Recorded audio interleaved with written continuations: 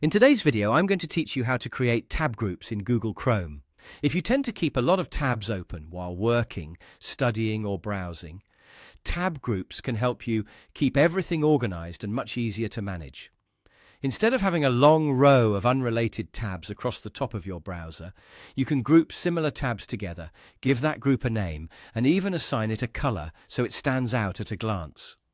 To get started, open Google Chrome and make sure you have at least a couple of tabs open.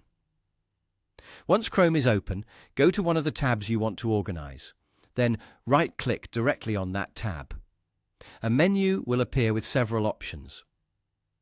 From that menu, click Add Tab to New Group. This creates a brand new tab group using the tab you selected. As soon as you do that, Chrome will give you the option to customize the group. You can enter a name for it, which is helpful if you want to quickly identify what that group is for, such as work, research, shopping, or entertainment.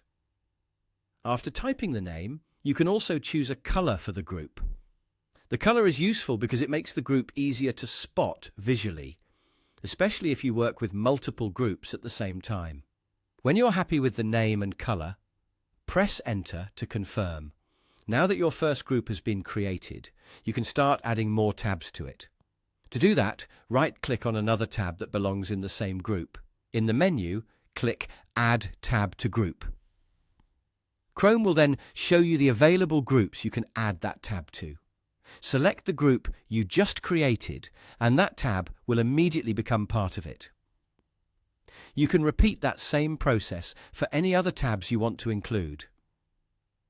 This is a simple way to keep related pages together and reduce clutter in your browser window. Once your group is set up, you can also collapse or expand it whenever you want. Just click on the tab group label, the part that shows the group name and color. When you click it, the tabs in that group will collapse and hide from view, while the group label stays visible. Click it again, and the tabs will expand and show once more. This is especially useful when you want a cleaner workspace without closing anything important.